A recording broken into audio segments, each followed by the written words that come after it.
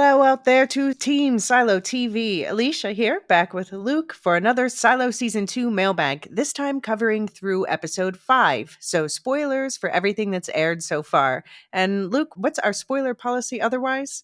So Alicia has read all the books that go to comprise the TV series Silo. I have read none of them. So Alicia will be talking about stuff that happens in the book, if it's happened in season 1, or if it's happened up to the end of episode 5 in season 2. But we will not be talking about anything past that point. Right.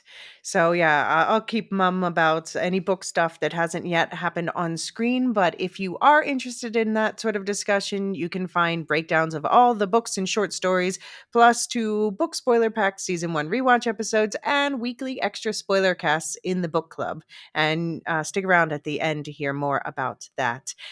Full disclosure though, Luke and I do have screeners this year, which is how we're able to get the episodes out in a more timely manner. But we are not watching ahead of the episodes that we're recording for the episode breakdowns. So all of our speculation in those episodes, 100% genuine, but we do need to wait to record these mailbag episodes until the episodes have actually aired. So we've watched a little bit ahead at this point. As we're recording this, we've both seen through episode 7 because we're going to be recording the episode 7 breakdown immediately after this one.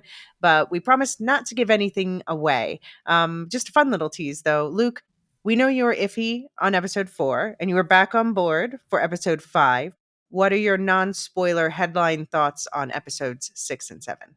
Yeah, this series is really starting to pick up pace now. It's really starting to get some momentum, and it's a sacrifice, listeners. I'm not going to pretend that it isn't, not to like just binge the whole thing right the way I through to know. the end because I want to know what happens. Yeah, I'm especially excited for people to see the next 2 episodes for I think reasons. Some things happen that I can't wait for people to see this. Yeah. Yes. I think genuinely each episode is better than the last this season. So, Yeah, I mean, I think that the whole series from episode 1, season 1, has been of exceptionally high quality so far. mhm. Absolutely. Absolutely. And yeah, we also heard today, we got a ping from Ed Moore, who's a UK cinematographer who's also known for shows like Hijack, but worked specifically on Silo, of course, specifically on episode 5. And he was sharing he did some videos of how they did the cinematography of the opening shot of episode 5. So we get like at this opening shot, just to remind you, there's this one long continuous shot that shows like full extent of the set. So you see it smoothly swinging out to a wall and then out into the shaft, and the camera is gliding around the stairs as the mob marches down, pulling up to the landing where the 4 fugitives are hiding out, catching their breath.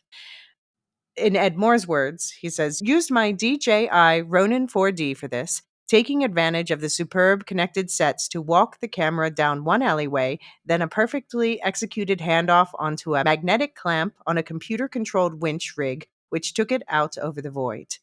And there's also in this thread a shot of him operating the camera through this on a wire track, and another video of the camera operator's practice run, which is hilariously trippy because it has a fisheye lens.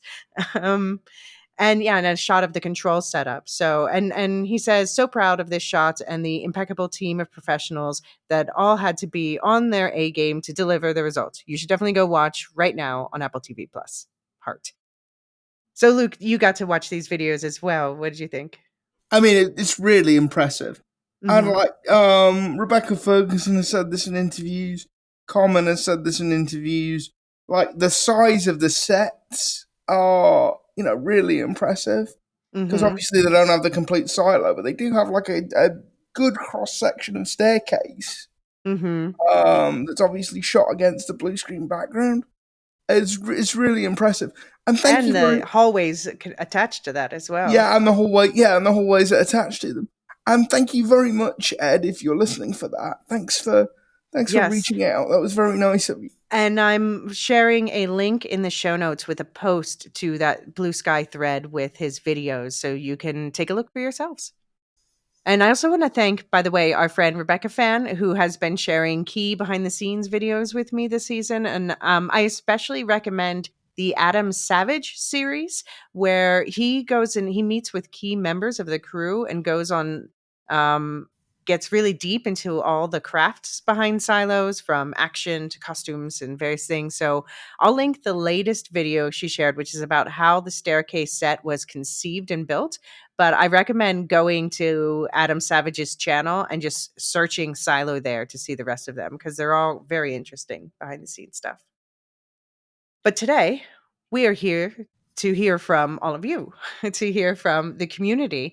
Let's get into it. Now opening the listener feedback channel.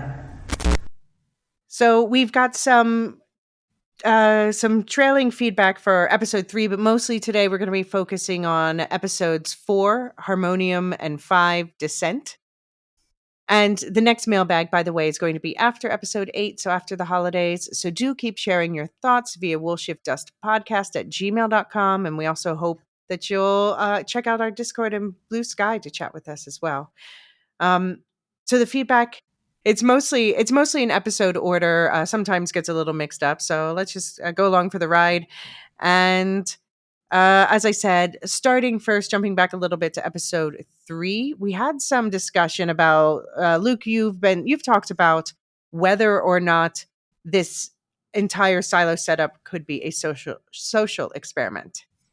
So we Yeah. got some feedback on that from 2 people. So Ashley S says, if it were a social experiment, then I'm thinking each silo would have to have an exact DNA clone of one another from the beginning of creation, right? I'm wondering how else you minimize variables in human behavior. I haven't listened to the new pod ep yet. I'm not sure if this has already been discussed. I think I have to wonder, is it the humans being studied or the effectiveness of the order?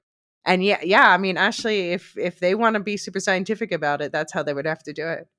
Yeah, it's true. I think it's the effectiveness of the order, and maybe actually what they're studying is, what the effects of variables might be. But yeah, you're right. And yeah, if you want to be super scientific about it, you have to keep the dependent variable the same. So yeah, they'd Mhm. have to be clones. Yeah.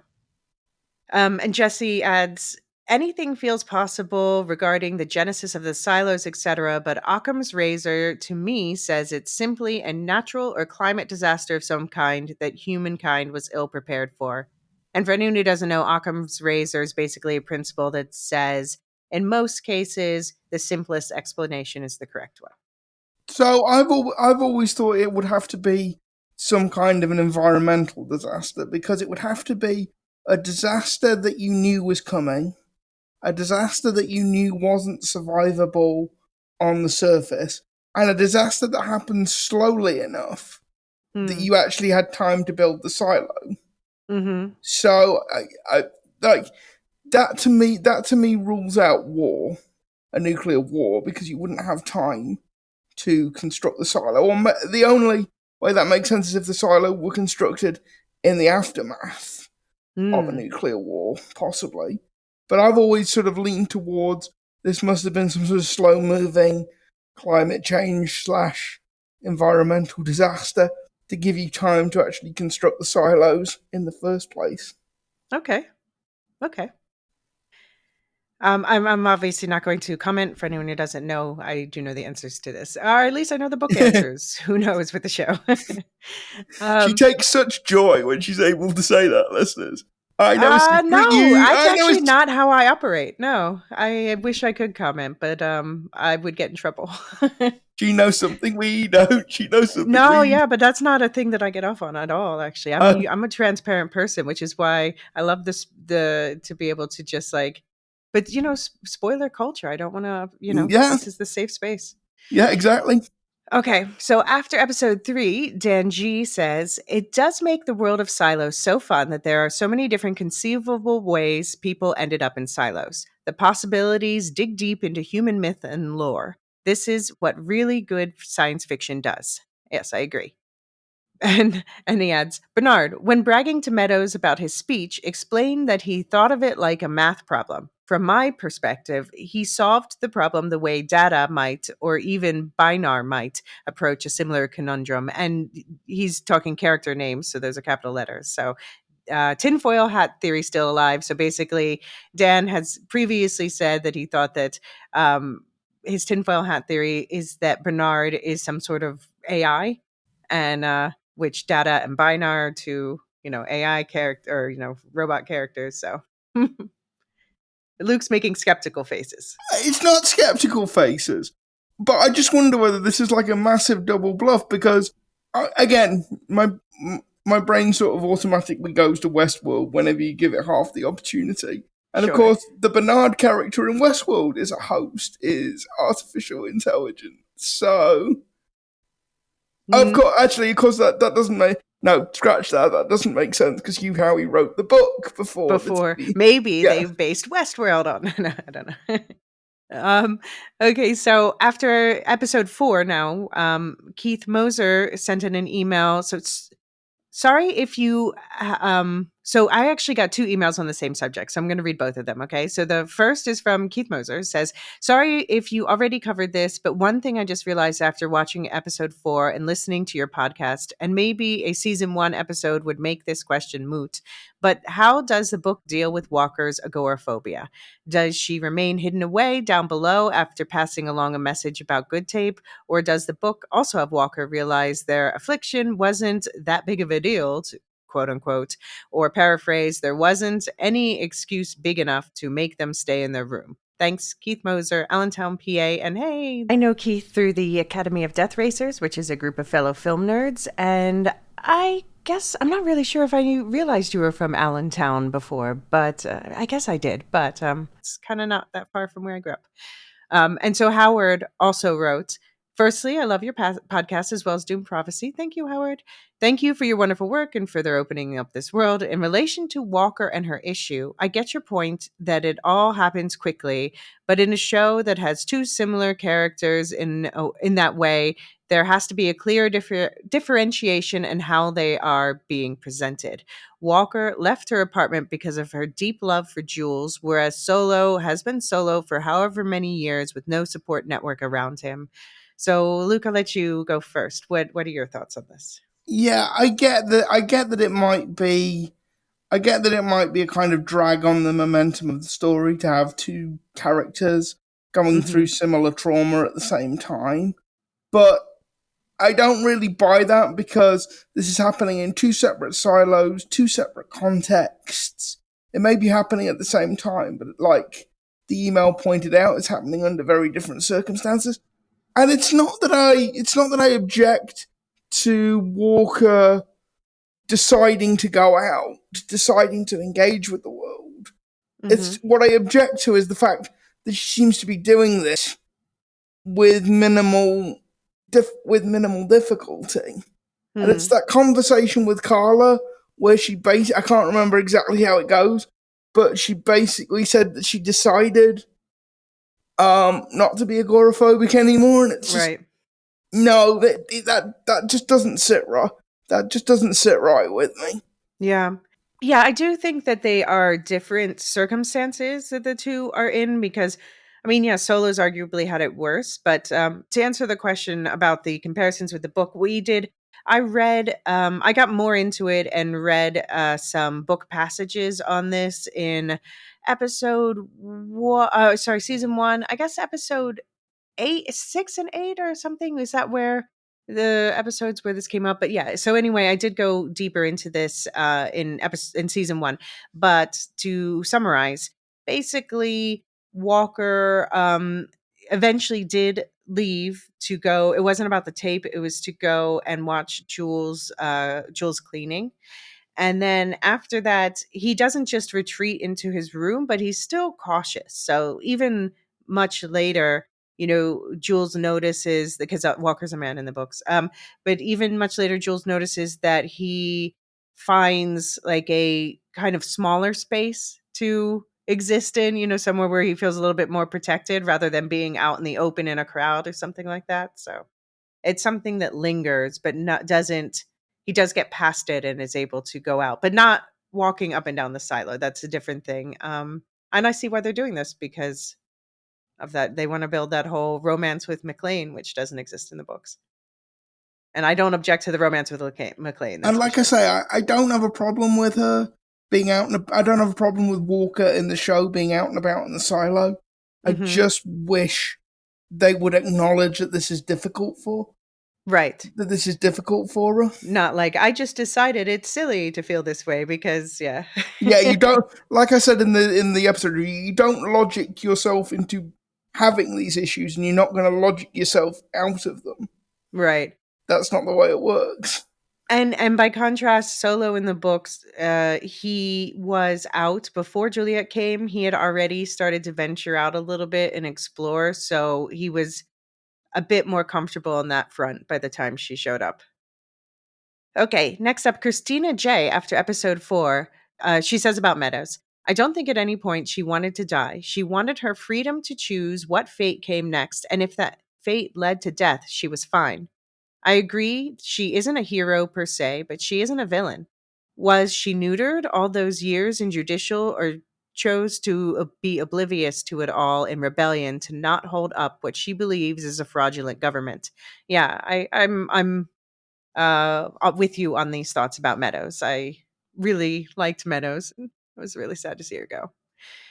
She continues, she seemed genuinely upset and surprised Bernard would kill her, but she seemed to understand why his brain was conditioned to think this was the right choice. The aftermath of that decision will be interesting because, as you pointed out, it was not his original plan. He may have actually been toying with the idea of stepping outside the order, but I'm pretty sure the pact doesn't prevent anyone from going out. Everything about that decision would have been in his favor, especially if it failed. It would prove his point. Yeah, I mean, I guess in that case, like he so if he let her go out and let it fail, that would mean, I guess, that he gave her the bad tape. And then I suppose from his perspective, wouldn't it be worse to let her die like that than, in his living room with some poison and watching VR? Yeah, I mean, I don't think we'll obviously never know what Meadows really wanted or what her motivations really were Mhm. now, but I agree she's neither a hero nor a villain. I think Right. what made her interesting as a character was that she was marching to the beat of her own drum. She had her own Mm, reasons and her own logic for doing what she was doing. right. I kind of hope, I doubt we'll get it this season, but I kind of hope in future seasons we might see some flashbacks of when she was Bernard's shadow Mhm. and exactly what happened. And also, I'd kind of just because Bernard is going through some stuff this season, I'd kind of like those flashbacks just to see Bernard happy and No, free. It would be nice. for a moment, and then she disappears for 4 days. Yeah, it'd be Yeah. nice to see a softer side of Bernard. Yeah. Because I think that's one of the things that Meadows does as a character is humanize Bernard Mhm. a little bit. Mhm. Yeah, for sure. I mean, yeah. Yeah, and I like that she definitely is there to help humanize Bernard a bit, but also she's very much her own character who the reason why I liked her so much is that she thought for herself and she said what she thought. And I just think and I know in that world it's more dangerous, but I think in this world we still have far too few people who think for themselves and say what they think. So I like that about her.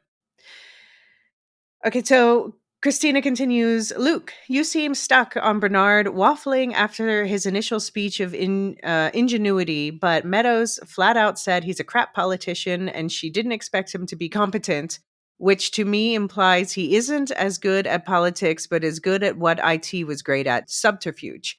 I think Bernard knew he was about to go through the rebellion phase of the silo and sought her out for the fact she is better at navigating the true situation than he is. Because they don't have a mayor, he's out himself in two roles. So what do you think that I guess this is about you saying that why Bernard was that his speech I guess was a fluke. I'm gonna push back a little bit here. Okay. I don't think Bernard's speech was a fluke. I mean, I was surprised by how effective a public speaker he was, given the very stilted eulogy he gave Mhm. in season one for Mayor Johns. Um, I think the problem with that speech is it created the obvious question of, if you have this experimental new tape, well, why aren't you sending more people out to explore the outside? Mhm. That was an inevitable, foreseeable, predictable consequence Right. of what he said in that speech. So I think Bernard is quite good at the tactics of politics, the getting from point A to point B, the solving the immediate problem bit. Mhm. But what he couldn't do, or what he didn't do, was think through the implications of what he'd said. Mhm. Because, like, if Knox hadn't made the demand for like somebody to go out and explore, Mhm. somebody else would have. It's the inevitable, logical consequence of what he says. Yep. Yeah, I think I agree with you. Yep. Christina continues. Sims ended his chances at Shadow the minute he forced the Meadows situation that Bernard will eventually have time to reflect on and get angrier about. He used that man's first name. Having no second in command isn't the same as someone able to put the silo above himself. Bernard just made the ultimate sacrifice, which Sims would never, thus, not going to be a Shadow. But who taught Sims to be ruthless for power? It's kind of poetic. Hmm. So you think Bernard taught Sims to be ruthless, but um, this also makes No, him not a good candidate? no, no. Nobody taught Robert Sims to be ruthless. Like that. Well, yeah. That is genetic. Well, I Like, think, I mean, we can talk about nature and nurture. I think we got some examples of nurture in season one when he was talking about his dad worked in the janitor's closet. So this is where he got this job from, it seems. And he was saying about how this kid was mean to him in school. And then suddenly one day the kid was just transferred to the deep or something or way down the silo. yeah, like that. Like Robert Sims was a ruthless SOB long before he met Bernard Holland. Well, I think that's what Bernard saw in him, Yes, yeah, I think it is, but as a tool rather than, as a not someone partner. he wants to tell all the secrets to. Yeah. Yeah. She continues, why tell Lucas the truth? So that he has hope in the darkness and a motive. Oh, so this is about Meadows and Lucas's final conversation before she. Um, and they talk about the stars. So why tell Lucas the truth? So that he has hope in the darkness and a motive and information now to know he was on the right path. Imagine your girl went out to clean. You're sentenced to what is a horrifying fate you're not expected to survive a year of, but then you're told you're not crazy or dumb, or what was intuition is now proven fact. Your whole morale changes because now you have a drive to know more and not be defeated. I like that perspective that maybe she told him things to give him a purpose to keep going in the mines. Maybe. I think more though. It's just she was, it was game reaching out to game. Mm, Curiosity is something right. that's discouraged in the society of the silo. So when you see it, you want to encourage it and probe it and see how far he actually got, and Hmm. yeah, like give him some reward for that as well. Right. Yeah, I mean, I think the only person she could really talk to was Bernard, and obviously they weren't in too good of speaking terms for quite a while after she ditched him. And but yeah, even with him, she couldn't. As she said, him trying to think outside the box is like trying to imagine a color he's never seen. Christina says, I love Common, but his acting takes me out of a lot of scenes. The speech actually made me want to turn off what was up until that point a fantastic episode. Yikes. Yeah. Do you agree? I'm sorry. You love Common, yeah. Hard disagree there. I think Common. I think the problem you might have there is Robert Sims as a character, not the way Common is portraying him. Mm-hmm. Because Sims is a very. I think I get what you're saying. He doesn't Mm-hmm. have like massive emotional range, but Mm-mm. that's because Sims doesn't have massive emotional Yeah. range. And I think there are some scenes with Camille, both in these episodes and in previous and subsequent episodes, where we do see, that still waters run quite deep Mm. with him. But I can see what I can maybe see what the issue is in that. Yes, the way Common plays him, he doesn't have an enormous emotional range. He's quite stoic, Mm-hmm. quite sort of po-faced. But I think that's Sims's character, not the way Common is portraying him. If that makes sense. Mm. Yeah, that makes total sense. Yeah, and I have to say that they have translated the character quite well from the book, the characterization, but then expanded him a lot. So he actually does seem he's quite like his, um, okay. So in the last couple episodes, I feel like, well, we're going to talk about episode 7 after this. And I was going to say something about his depth in that. Also, I want that trench coat. Yeah. Like Yeah. they should so start selling those trench coats I as know. merch. Where's the merch? Yeah. And then Christina ends in the realm of Foxy being Noxie being Foxy. I say, Christina adds. Side note: Knox is increasingly beginning to distract my loins with his sexual appeal. And I did write back and I told her to gird her loins for episode 6. Watch out.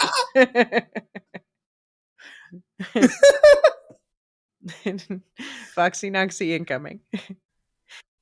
Okay. After episode 4, Mark from Nevermind the Music says, speaking of Leo pointing me at the appearance of the harmonium in this episode, a few weeks ago on our podcast, we reminisced about my old band Dream Hydra. Strange as it is, I actually play a harmonium on a couple of songs on that album. Is a different type though, a hand-pumped version, sometimes called the Indian harmonium. This is what happens when one of your bandmates has random instruments lying around. That's really cool. That is very cool. He and your uncle can jam. I don't think my uncle has played a harmonium in at least 25 years, so it might be a little bit awkward. Hey, apparently Solo hadn't either, and he just picked it right back up. That's So, true. all right. Aaron K says, "Oh, we're still after episode 4, so another host from our network of Radioactive Rambling. I'm super impressed with how this season is going and loving the coverage. I'm glad the pod is on the same place, is in the same place I am about the character choices for Walker. Other than that one glaring complaint, Apple is once again showing its sci-fi skills and delivering a story full of intrigue, drama, and vicious cycles with some great messages about the danger of a ruling class that keeps a monopoly on information. And Steve Zahn is so good in this. I see so much of his White Lotus character in Solo. Did you watch White Lotus? No, that's one of the many things that's on the ever expanding list of things that I need to watch but haven't got round to yet. Oh, a strong recommendation for White Lotus. Yeah. Okay. I mean, each season is its own story, but they exist in the same world, and there's a couple characters that overlap. But yeah. Okay. Sub Zero says after episode 4, not sure if anyone here watched Treem. Steve Zahn was great in that show, and apparently this inspired Sub Zero to buy real estate. Real estate. So, and Imperator Curiosa says it was amazing, and no one watched it. About Treem, The Wire is a masterpiece, but Treem should get more love. I, I've Treem has long been on my list, but I haven't even made it through The Wire yet. So maybe I should just try Treem first or Treme. Oh, yeah, no, I didn't. Yeah, I know Treme. I Yeah, haven't, sorry, I'm pronouncing it wrong. Even I've though only, I've actually been there in New Orleans to that neighborhood, but I'm pronouncing it wrong. I've like, I watched like half of one episode. It wasn't Oh, bad, but I just okay. haven't, had a chance. But how have you not, like, stop what you do? Let's stop the podcast right now and go and watch what's left of The Wire. Like, It's the best TV show of all time. Is it? It's not for me. I watched the first season, but I will go back and watch the rest. But I think I'm going to watch Sopranos first because that's another glaring omission, and I think I might be more into that. I think the first season of The Wire is really quality television. I just, like, first of all, where are the space witches? Like, let's think about who we're talking to here. But yeah, I don't. Yeah, the Wire's very quality, and I want to watch the whole thing. I just keep putting other things in front of it because it's not necessarily my genre. Okay, the first 4 seasons are as good as television gets. The fifth season, meh. The fifth season, it kind of jumps the shark a little bit for me. But anyway, we're getting off topic. I mean, yeah, if I start, yeah, if I get to season 4, I'm going to watch the whole thing. But Yeah. but I did watch Dallas Buyers Club. That was a good movie, and Fur Elisa points out that Steve Zahn's also in that. So I recommend Dallas Buyers Club to anyone who hasn't seen it. Okay, Steve Zahn is in a lot more stuff than I thought he was. Oh yeah, He was. yeah, he's a pretty prolific actor. Yeah. Okay. You know what? This is a good place to take a break, and when we come back, we're going to talk more through episodes 4 and 5 of Silo. Be right back. Okay, after episode 4, Davy Mack says some really great character scenes in this one. I loved the Solo/Juliet stuff, and I was so anxious when he kept talking, waiting for her to snap at him, but she handled it much better than I thought she would. One other detail I really liked was Jules questioning Solo's story when the ages didn't line up, when he was talking about Lapis, because I was doing the same thing. And the Bernard/Meadows death scene was just so damn good. Really bummed she won't be in the show anymore. Like I say, I'm hoping for some flashbacks at some Right. point. Any thoughts on the Solo story and the ages not lining up? Yeah. Solo is an enigmatic Mm, character. There's a lot going on there that we don't know. right. And he's this really interesting combination of the childlike and the sort of and somebody that knows a lot more about the world than Juliet. Mm-hmm. It's this. I agree with everything everybody said about Steve Zahn's performance because it can't be an easy part to play balancing off this intelligence that Solo clearly has with the Uh-huh. kind of isolated childlike quality that he has as well. Right. Right. Yeah, and I have to say that Juliet did actually handle him better than I expected. She didn't punch him like she did Cooper, so She can't just go around randomly punching people, Elysia. no, no. I didn't think she should punch Cooper, but apparently he says it saved his life until he died later anyway, but moving on. After episode 4, Rebecca Fan says, in the silo, this is Tim Robbins' episode. He has that true believer villain role down pat, and what's worse is that he's right to want to keep everyone from storming the door. There are so many components to his character. Rarely do we see a villain portrayed as vulnerable or awkward. Tanya Moody as Meadows is in that scene amazing. What did they do? How did they lose this world? I'm saddened by Meadows' death, as she was one of my few gray characters in the show, especially now that Simsnard has gone full on evil. Juliet and Solo continued to be the best awkward duo in the show. I love their chemistry and the pitfalls they encounter from one another simply trying to communicate. I think there is a breakthrough when Juliet realizes what Solo is going on about with the harmonium. Points for Rebecca in that scene. With only one expression, she continues to say so much. Holy shit, this guy's right. He's got more going on than I thought. Yeah. Yeah, I mean, I've said it before. Rebecca Ferguson has an amazingly expressive face. Mm-hmm. Um, I don't think Tim Robbins has got this true believer evil character down pat. I just No? think no. I just think Tim Robbins. You could give Tim Robbins anything to Oh, play, well. and he would give and he would give you a good performance. Sure. Sure, but I mean, Yeah. this is a particularly good example, I think, Oh, sorry. of the true believer trope. Yeah. Because it is rare enough that you see a villain portrayed as vulnerable or awkward. And I guess that is like, I'm not going to say I like Bernard, but that's something I like about the characterization, I guess. I don't. I don't like Bernard, but I do. Right. I do get where he's coming from, which Uh is huh. which is unusual for a villain. Right. Right. Because he is legitimately like, he's not wrong. He actually is often more right than the people we like better. But Yeah. he just, he handles it all wrong, but he's also set up to handle it all wrong because Yes. we know we're getting hints now of stuff the order says. And it's like, what? Even Meadows is like, what? Hmm. All right. Ashley S says, again, we're still talking about episode 4. I'm dying to know who/what the legacy is and when/how does one sit with them/it. It implies there's yet another layer to the power structure, but somehow Bernard has no idea what Meadows' experience with the legacy was. Maybe somewhere in the order it stipulates a process to quote unquote see the legacy when someone becomes a judge or IT head.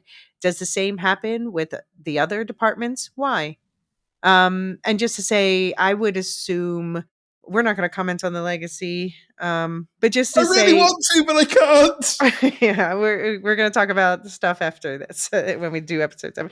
But just to say, yeah, I think that in general, with the head of IT, that position is different from every other position in the silo. So anything that's true for the head of IT is probably not true for the rest of the silo.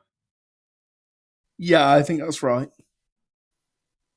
Ashley continues, also, what did Salvador Quinn know 140 years ago as IT head? My theory is whatever the message that Meadows decoded says must have led to the rebellion. Maybe the IT head, having the knowledge in that message, threatens the very silo's existence, and Meadow knows she cannot allow that to happen again by way of Bernard. I noticed that he said she likes his. Oh yeah, and this is about, and then the last part is about Juliet and Solo, and she says, I noticed that he said that Lapis liked his blue eyes plural, so that means he hasn't always had two different colored eyes. Then immediately after in Silo 18, we see Teddy's eye. So was Solo also injured during the Silo 17 rebellion? Whose side was he on, and what exactly happened? I think I'm more intrigued by what happened to 17 than to 18 at this point, but it's a close call now with this Salvador Quinn information. So yeah, thoughts on Solo and his differently colored eyes. I think injury is a good guess. Injury is a good guess. More and Although they are two more, different colors of blue, I guess, but yeah, yeah, still. He's sensitive about it. more and more, I'm leaning towards the idea that Solo was put into the vault as a child, or perhaps more accurately, a teenager. Mhm. Um, and for some reason, he has adopted Solo's identity for reasons I can't really guess at. Yeah, okay. Yeah, Mhm. Much to be revealed this season. yeah, Um Jean says after episode 4, Jean being co-host on the Lorehounds, says Bernard and Mr. and Mrs. Sims are atop my list of evil. I mean, that was seriously despicable what they did, and particularly the Sims as they seek to get out and hold on to power.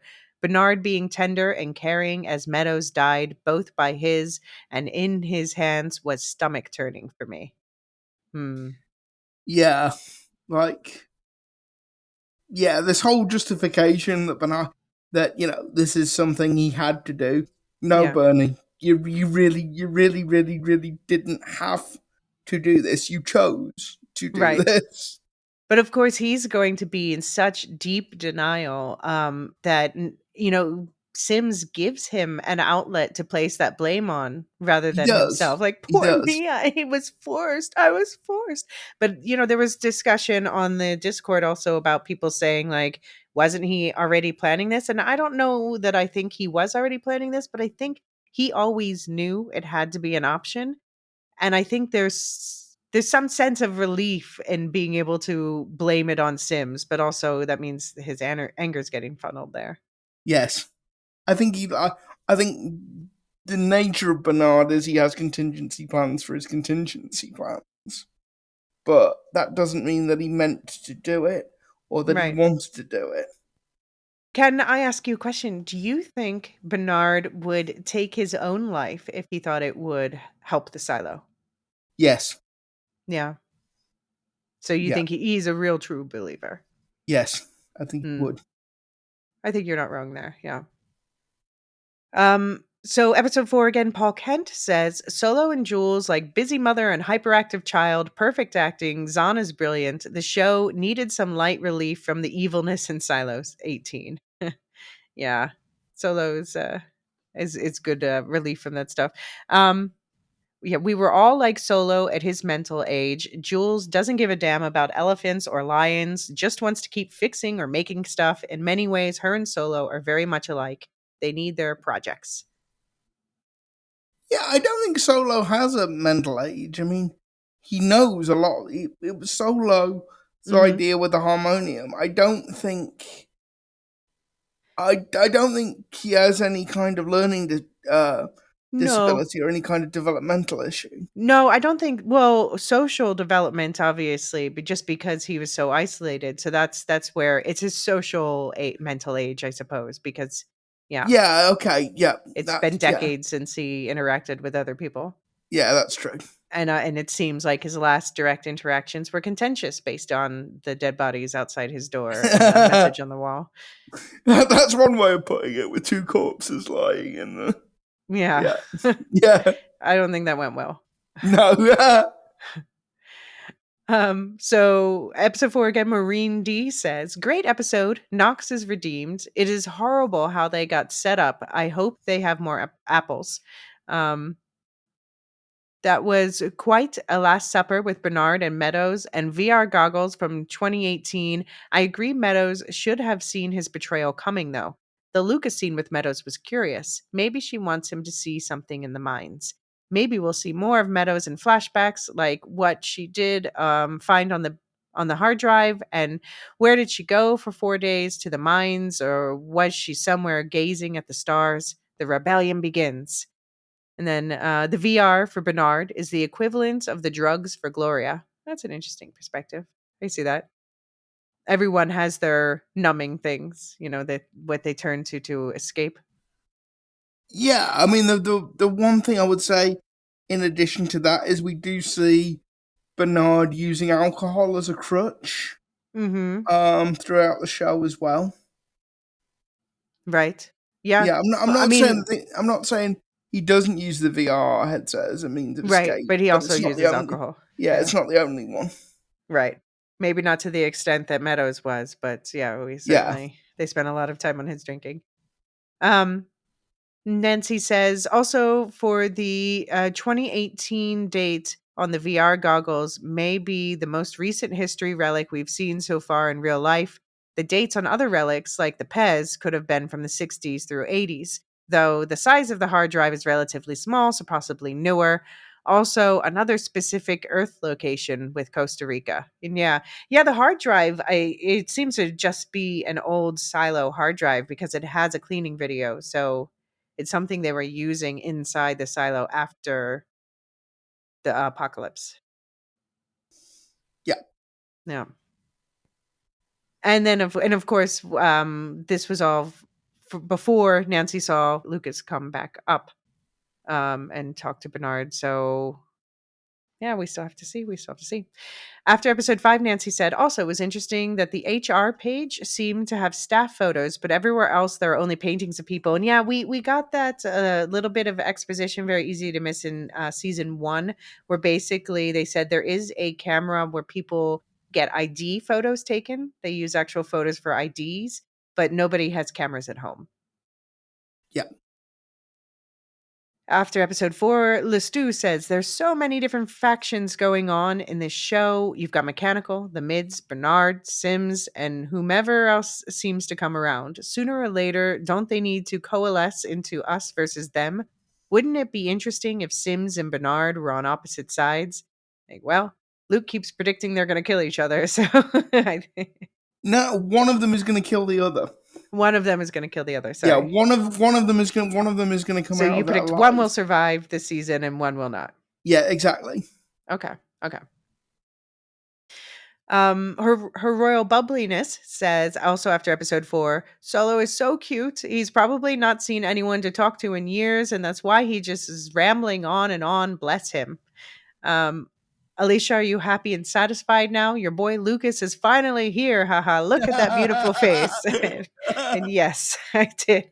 Um, and okay, so we're going to get back to her royal bubbliness's message, but first I wanted to say that I also was tagged in a new piece of artwork from Jeremy on Blue Sky. Now, we talked about in a previous episode how Jeremy did a drawing of me walking in with George and the Pez, and now we have a follow up of Lucas in the mines, and again we have the woman's arm opening the door that says "creak," and then we see Lucas in a yellow jumpsuit, chained to the wall, pickaxe slung over his shoulder, and he says, "What brings a nice girl like you to a mine like this?" I haven't seen that yet. No, yeah, this is on Blue Sky, and there's like something crumpled up on the floor. What do you think that paper is crumpled up on the floor? I, I, Or is that your signature, Jeremy? Maybe, yeah. okay. But thank you. I love this. Keep them coming. Yeah, now we just need Danny to show up. Right, exactly. Where's Yeah, Danny? yeah. Okay, and so her royal bubbliness continues. Oh my god, didn't expect to cry. Never knew a discussion about the discovery of the planet with childlike wonder and curiosity would make me cry. It's just really beautiful, and it's some of the wonders of this earth that we sometimes take for granted. I didn't realize I missed him until I saw him. He's just so genuine and full of light and a spark.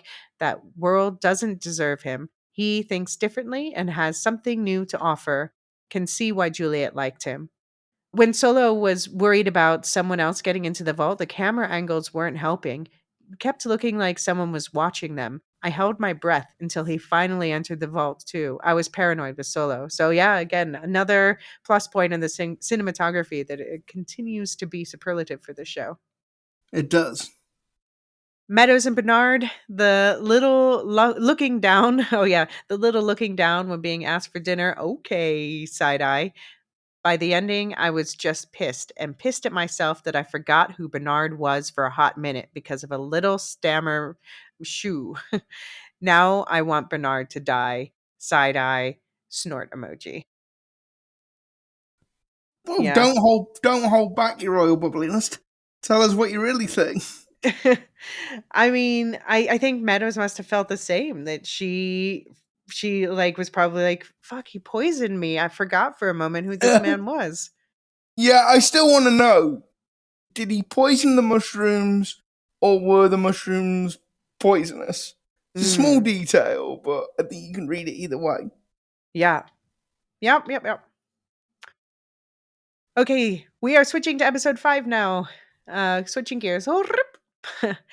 Okay, Brandon wrote in after episode 5 and said, "Hey Luke, hey Alicia and Luke, Brandon here, huge fan, first time writer. Oh yay, we're so glad to hear from you." He points out that we've had some contact on Blue Sky recently, at STHA Brondo, and he says, "My introverted self has finally decided to communicate with y'all.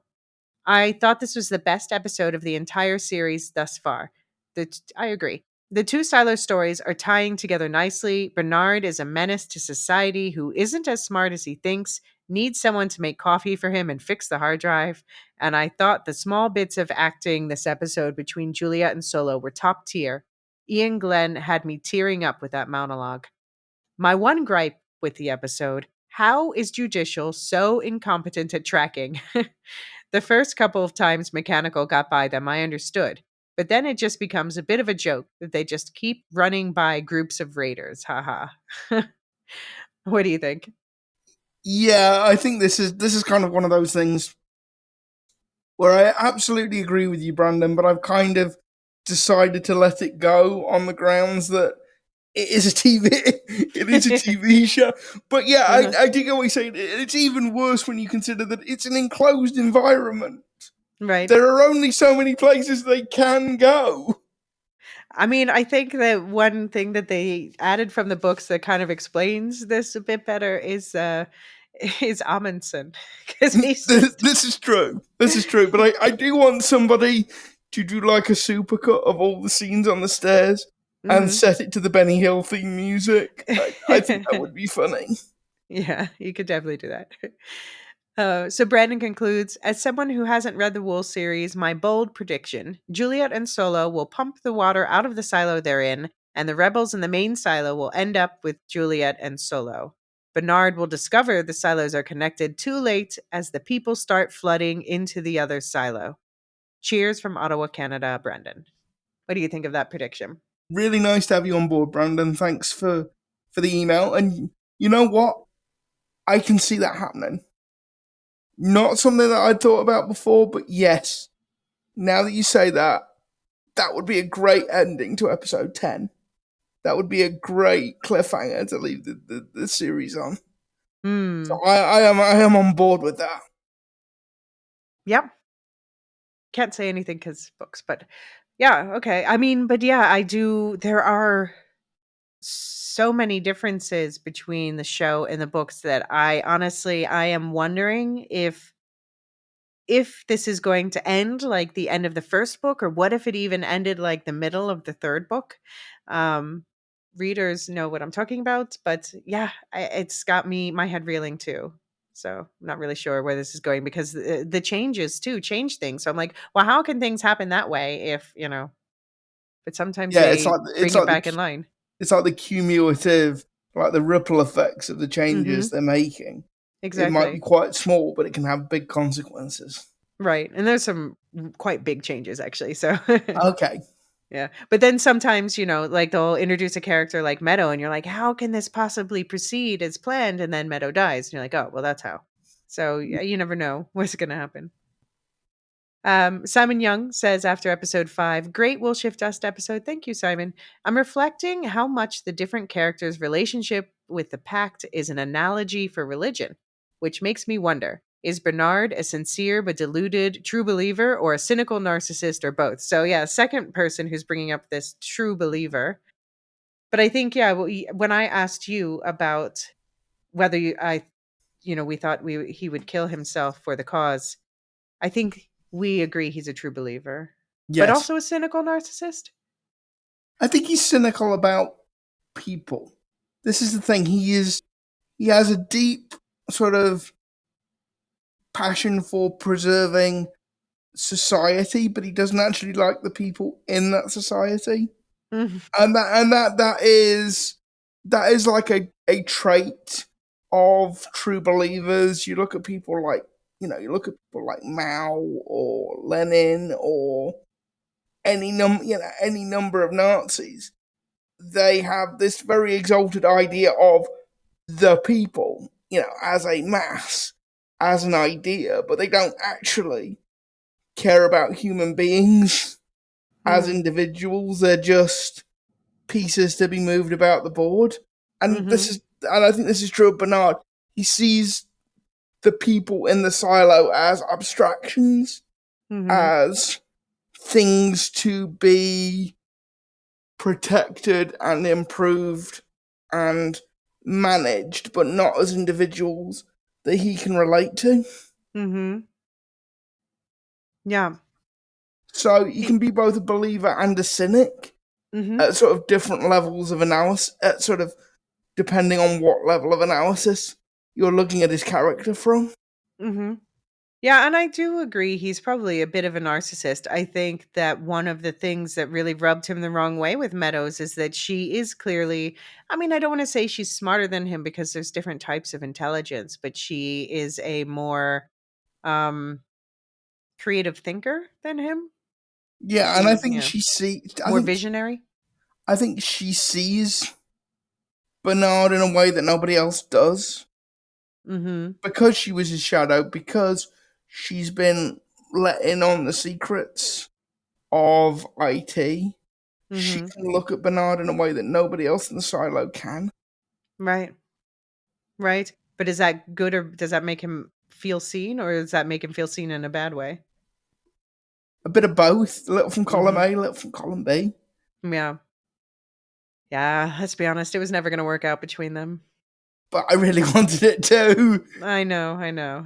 And if anyone survived, that's I wanted it to be her, but all right. So Uriel says after episode 5, this was a solid but so heartbreaking and infuriating as each episode gets more gripping than the next. All I'll say is that I legitimately feel sorry for Jules slash Solo for all the hell they've been through, especially Rebecca Ferguson and Steve Zahn's performances. I just want to give poor Jules a sweet hug. Crying emoji. Aside from the Jules and Solo stuff, I'm slowly starting to root for Billings and Jules' colleagues at Mechanical who want to finish what Jules started, while I'm slowly hating on IT, especially for their own lies. Please come the fuck back, Jules. Sigh emoji, mad emoji. Yeah, I don't think Jules is a hugger. You have to know Jules pretty well before you're going to get a hug out of her. She's not. Yeah, Yeah. Yeah. We've seen her hug like Shirley and Martha, and I guess her dad. Yeah. yeah. Yeah. Yeah, but so the thing about what's going on in 18 though is that yes, of course we're rooting for the people of Mechanical, but if they got their way, I mean, okay, I want them to get their way in the sense where they are like, let's go do some research outside. Like, yes, this is great. But you don't want them now that yeah, you don't want them to like hear about the green stuff and go running out the door. And in those cases, Bernard is correct in stopping that. Yeah, but I think this is the difference between Silo 17 and Silo 18. It's not like Mechanical is saying, let's pop open the top of the silo and let's all go outside. They're just saying, if you got the good tape, why can't we go for a bit of a look round? And I mean, maybe that's how it started in Silo 17 as well. Like, Mm, not maybe with a good tape, but maybe it started with a more incremental set of demands. mm-hmm. We don't know. But to me, it's not like Knox in particular wants to like overthrow the order in the silo.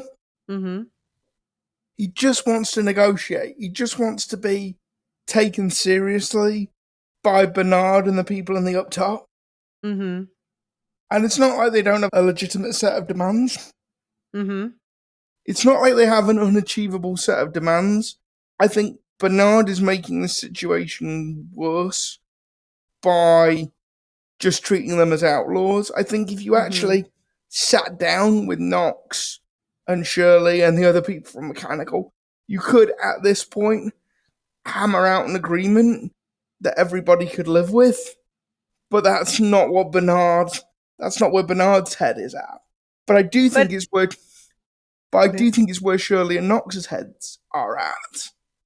But then the problem is, so obviously in normal circumstances, just letting them go out and look around outside would be the best thing for everyone. It would calm the nerves and it would progress the silence of the silo. But obviously they can't let them do that because they can't let them, they would see the other silos and that would be a big problem. Um, but they can't tell them that's why they can't do that. So what's the way out there? Would seeing the other silos? I mean, it would be a shock. It would be an upending of the system. But would it really be that? Would it really be that terrible? I mean, to Bernard, to the heads of the silos, they clearly have something in the order that says we can't Yeah, let the silos know about each other. yeah, So we don't know exactly why yet, but all we know is that that is like a definite we cannot let this happen thing. yeah. So maybe I'm wrong. Maybe there isn't a negotiable settlement there. But that's certainly what Knox and Shirley, as kind of de Right. facto leaders of the Down Deep, want. They're not. I Right. don't. They're not looking to overthrow the silo, and they're certainly not looking to run things. They just want a bit of respect. Right. But yeah, so they're not wrong to think that's a reasonable demand. But since the powers that be can't tell them why that's not a reasonable demand, then the only thing that Bernard thinks they can do, I suppose that the order tells them to do, is paint them as the bad guys so that people stop listening to their questions. Yeah. So yeah, it goes back to what we said before, and I'm sure we'll say it again. Clear communication, people. Right. Always, always. Always. Zatuichi says Bernard should have picked Camille for his shadow. She's got the stuff to do all the stuff. Is she diabolical? Well, yes and yes. And the TCS agrees and says she seems like a good shadow. I wonder if somehow that pact quote on the role of women was inserted to tell us why she's not considered, even though clearly women can lead. Maybe that's not the path she is choosing to walk. Yeah, because Meadows is a woman and she was going to be the shadow. And Um, so was Mayor Johns as well. So right, but she wasn't a shadow of the head of IT. She was the mayor. Yeah. no, but as mayor, she did, I think, have Yeah, some but that's level a of tenure. I figurehead think. role. It's not, yeah. Um, Yeah, it's not as it's powerful. true. She has to lead the people inside the silo. Yeah. Yeah. Yeah. So stashing Shirley and Knox was quite the power move to stick it to Bernard. She's a woman behind the scenes indeed. Although for a sec I wondered if there's not yet another source of power in the silo system? Question mark. I think ultimately she was just trying to help Rob. So yeah, what do you think? Do you think she went behind his back to help him in his position, in his trying to regain his old position? I mean, there are plans within plans within plans here, and I don't want to say too much because we do find out a bit more in subsequent episodes what she was thinking. Yeah, but the Camille, I mean, I think it seems like what she wants is complex, but I think ultimately it does come back to, like, I do believe she loves her husband and her son, and those are the most important things to her. Yes, but also if she could be like In a the position of wife of the power. head of IT, that wouldn't be too bad either. Yeah. But I wonder if she just wants to be, yeah, I wonder why she wouldn't go for that role herself. I suppose maybe he lucked into it because of his background. Um, I guess. Um, but I think Camille lacks something that Meadows had, which is curiosity. Like I couldn't see hmm, Camille having that conversation with about the stars? No. Lucas about the stars, and I think that the one of the things you need as head of IT is, and I've got to be a bit careful what I say here, is an ability to question. It's an ability to understand the way things work, but also why they work that way. Hmm. You have to, I mean, yeah, it's about, especially, we see Bernard going through what's going on here, and it's about, you have to be, you have to be able to think on your feet and synthesize a lot of different factors and information. Yeah. So maybe Camille, she's smart enough, but I think you're right about the curiosity. Like if someone pointed out the stars to her, she would be like, are the stars gonna feed my son? Then I don't care, you know? Yeah, what have the stars done for me recently? Yeah, exactly. Oh, I do somehow like her though. Like not as much as Meadows because she's got, she's a woman who thinks for herself. But she's shady. She's shady. She should not be keeping this stuff from her. If she's supposed to have a true partnership with her husband, she should not be keeping this stuff from him. Yeah. All right, this is a good place for another pause. And when we get back, we're going to continue with the last round of our feedback. We've got some good thoughts on both episodes 4 and 5 incoming in just a moment. Okay, so Doof71 says about episode 5, super tense episode this week and some really interesting diversions from the book. Bernard making Sims judge was a massive FU, and Camille's power move was a great reaction. The crisis in the silo is highlighting all of Bernard's weaknesses. The more he tries to keep a tight grip, the more things are spiraling out of control. One thing I bumped a little on was Jules confronting Solo. Whilst it's consistent with her overall approach, it didn't feel organic in the moment. I felt the hand of the writers there. Minor niggle, though, as poor Jules is not a well girl, that wound looks very gnarly. Yeah. Ooh, her arm. Mm-hmm. But but yeah, Bernard making Sims judge, definitely a massive FU. Definitely. Hmm. Nancy says, so after episode 4, Nancy said, I almost started crying for Jules. And Nancy, by the way, is two kids, two dogs on Discord. And she says, after episode 4, I almost started crying for Jules when she described how she felt fear and anticipated death with every footstep when outside the silo. So good. And the surprise with the knife. I clocked it in the earlier scene, then tried to figure out what he was going to do. Cut off her face like the faceless men? Um, Listening to the podcast now, but I'm stopping so I don't forget to send this theory. I think Bernard won't have Sims as his IT backup because Sims has a wife and family, so his allegiance to the silo will always be suspect. He showed this in season 1 when he had judicial troops escort his family to their apartment. So this leads me to think Meadows wanted a relationship and Bernard knew he could not divide his allegiance between the silo and a woman and do what needs to be done as IT director. So obviously, this was written before Sims got verbally disqualified for the whole Meadows incident.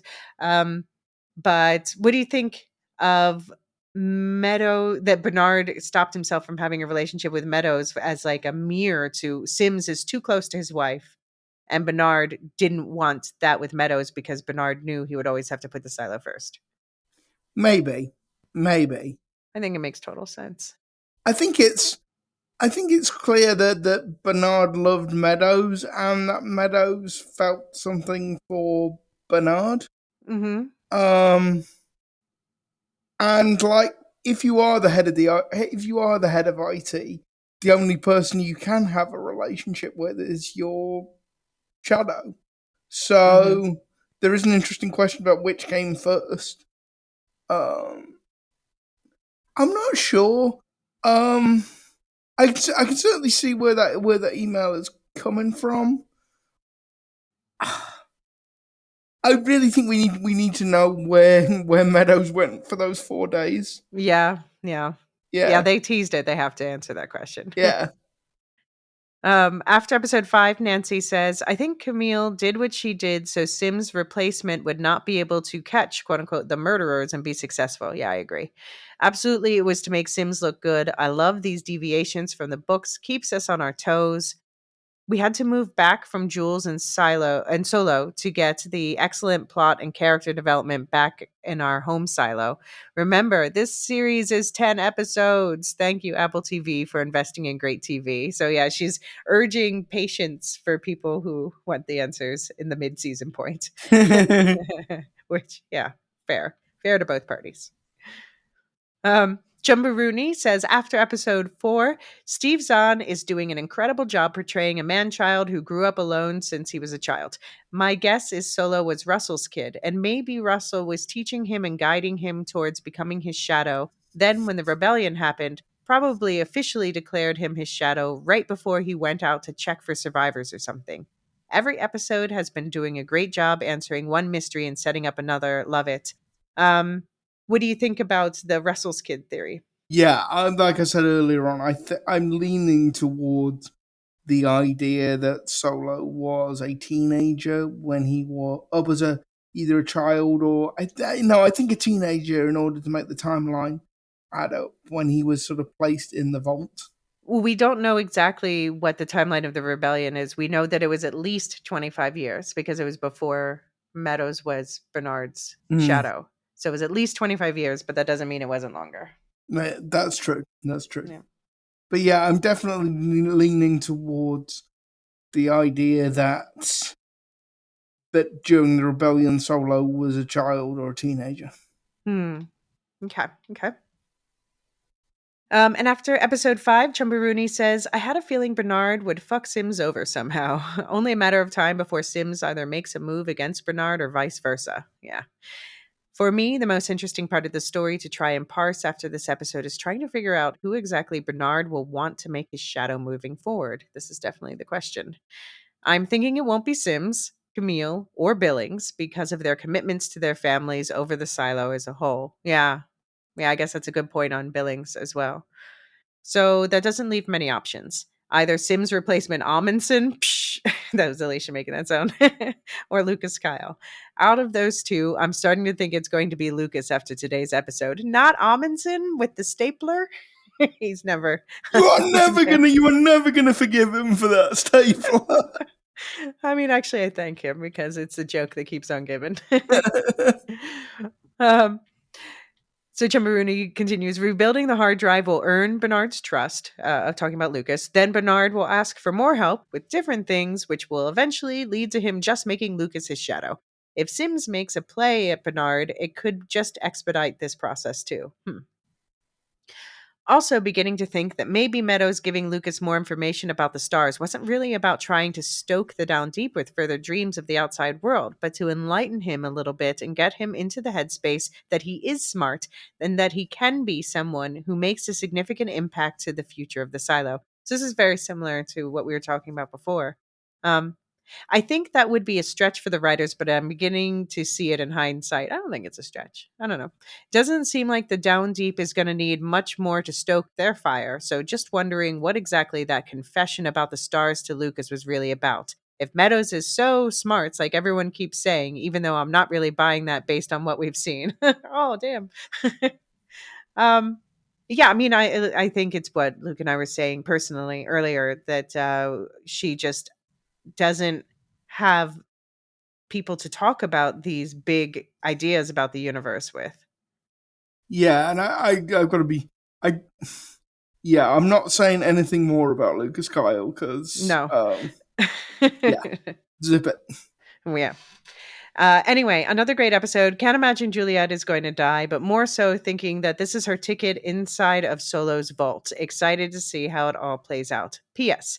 Also, as someone who designs fall protection for a living, Knox and Shirley should be fucking dead.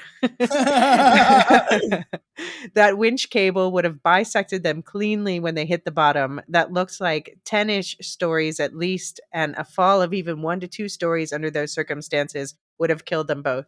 So, yeah, okay, fair. Yeah, I can't really argue with that. Like, No. It designs fall protection for a living. Oh, that's cool. For like stump people or something? I'm very curious. yeah, send us another email. I'm going to need more information on that. Yeah. Scatuni, not to be confused with Chumbaroonie, Scatuni says, I was worried going into this season that Juliet being so separate from the main silo would make me lose interest in the story there, but the show has handled that part of the story very well, at least in terms of expanding on minor characters and building relationships between them, not just between them and Juliet. Yeah, I really like that. I like how, especially in this season, we see the team ups of oh no, I'm trying to not say team ups that haven't teamed up yet, but we see some interesting team ups happen. Juliet's story has become a little dull for me at this point, and now it will presumably slow down even more for a main character suffers fever from a wound plot. I would say don't worry too much about that, but that's all I'm going to say. Ian Glenn is so good in every scene too. Always look forward to him appearing. I'm a little confused by what Juliet figured out at the end of the episode. Just that Solo had taken on the name of the real IT Shadow. Not read the books, but I thought it was clear from the previous episode that he was not the real IT Shadow, given it was revealed he was 11 to 12 at the time of the rebellion. He denied it in a very unconvincing way. Um, yeah, I mean, what she basically in this episode, she found out that he was lying. This is different from the books, by the way, but she found out that he was pretending because he gave her not only the name Solo, but then he said his name was Cole Myers. And then she finds out, like, no, Cole Myers is this other dude who actually was the IT Shadow. And he's pretending to be Cole Myers for some reason. Why? That's basically where it ended. And he obviously was so protective of that identity he had created for himself, stolen for himself, that he flipped out on her about it. Yeah, even though we've watched a few episodes ahead, we are still none the wiser about that. So hopefully that's an element they pick up in the remaining episodes of the season. Yeah. Yeah, I mean, I think they have to. I mean, they're setting all that up. This is the stuff they're going to wrap up, right? I hope These so. particular mysteries, like what happened with Salvador Quinn in that letter, and yeah, what's Solo's real identity. I think that these are things that have to be cleared up by the end of the season. Yeah. For Elisa says, I really enjoyed episode 5. It was very dense, but for me, Jules and Solo's interplay was fine. Can't wait to see what happens to their tenuous relationship. Lucas working for Bernard was very interesting. Are the two silos connected? Is that a way back for Jules? Sims and Camille do not seem happy at all with his new role. Are they willing to undermine and usurp Bernard? I'm worried about Mechanical. And I mean, are they willing to undermine and usurp Bernard? Camille certainly is. I don't know. Oh, Is Sims? definitely. Hmm. Another theory about them being connected. I don't know. Any other thoughts on Elisa's thoughts? No, only that I am. I've said it before in various pods that yeah, I am absolutely convinced that not just Silo 17 and 18 are connected, but that all 50 silos are Mm-hmm. part of one closed ecosystem. Okay. Closed ecosystem. How? In what Eh, way? In the sense that they're all connected. Each silo is connected to every other silo, but none of the silos are connected to anything in the real world, the up top, the surface. Okay. So, but if the silos are connected, why don't they know it? I don't know. Okay. I don't know, but they are. I'm like, if I am proved wrong on this, I'm going to be proved very, very wrong on this. But okay. But connected, can I ask connected in what way? Connected in like that tunnel you can walk between them, or connected in a way like they can communicate, or At some point, at some point in the past, they were connected in the sense that you could walk between the okay. different silos. Okay. They aren't anymore, but at some Hmm. point they were. Hmm. I mean, yeah, yeah, I don't want to comment on whether or not that is like the book, but even if it's not, that doesn't mean it's not the case in the show. Okay, So who but knows? yeah, that is a particular That silo hill. yeah. That is a particular contaminated hill I will die on. Okay. Yeah, You'll take the bad tape and I will take the bad tape and I will stand on that hill. Yeah. okay. All right. Our final piece of feedback today comes from Abby, who is my co host on the spoiler cast on the book club version of our silo discussions. So you can hear her thoughts live there. But about episode 5, she says, what an episode. The Simses have different agendas. Rob getting demoted to judge was sweet, but also a bit stupid from Bernard, as now he got himself a full on dangerous hater. We are back on track with Lucas. Feels like, and majorly off track with Jules and Solo. Please don't fight. Loved Rebel Papa Nichols. and and then she says, One day passed, and I am still kind of salty about where the story stands with Solo and Jules. Even if not a full on heart attack, to paraphrase Alicia, it still rankles. The new detectiving by Jules felt artificial. Do we need that wrinkle? I find I am enjoying more the new characters introduced or expanded on in the show. The new alliance between Billings and Hank, the deepening understanding, or sorry, Billank, as Luke put it, Yeah, blank. Yeah. the deepening understanding between Knox and Sherlock's, the nebulous relationships between Bernard and Sims Nard, obviously, and the wild card Camille, who has no portmanteau because she's always on her Yeah, own. she's a wild card. Papa Nichols was my MVP for this episode, protect at all cost. Yeah. No, I think a lot of people were commenting about the speech that he gave to Bernard, where he's just kind of like, what, you gonna make me stop loving my daughter? I don't think so. It's not gonna work on me. It's not gonna work on anyone else. Good day, sir. I will take her belongings. Yeah, um, it was a very good speech. mhm. Any final thoughts on what Abby said or anyone else? I mean, obviously, I can't speak to what is on track with the book or what is not on Mhm. track with the book. I I am finding that I'm more drawn to what's going on in Silo 18 than I Mm-hmm. am to what's going on in Silo 17, and that's nothing to do with Rebecca Ferguson or Steve Zahn. No, I they're just, perfect. Yeah. no, I just find the the politics and the society of Silo 18 more interesting. Yeah. Um, I don't know, I don't know, how much longer they can sustain Steve Zahn and Rebecca Ferguson off by themselves. Mm-hmm. Like, because every episode is starting to feel a little bit similar. That they have to invent something, they have to go Mm-hmm. somewhere, they have to. There's a task they need to complete. Right. It is starting to feel like one of the we talked about this before. It is starting to feel a little bit like one of those adventure computer games you had, point and click games you had when you were a kid. I'm not saying that I have a problem with it now. Mm-hmm. I don't, but I do wonder how much longer, from a storytelling point of view, that is sustainable. Mm-hmm. Yeah. I feel like we should give a heads up that episode 6 is a banger of an episode. I'm so excited for people to see it, but it does focus mostly on Silo 18. It does.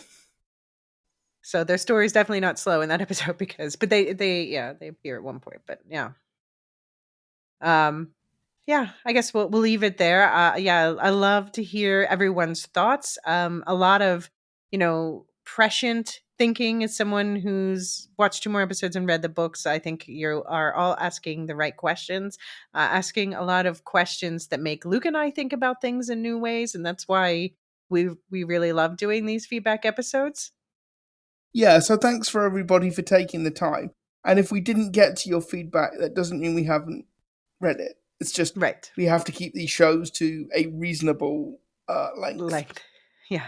Yeah. Um, yeah, and Luke and I, we're both definitely excited to talk about episode 7 next. But is there anything you want to add here? No, except we know more than you do. We know more Oh, see, than I'm you not. do. That's not me. That's Luke. Don't put that on me. That's not me. I'm like, I want to tell you the things. Who wants to know? Apple will kill us. No, I'm like Bernard. I know a secret.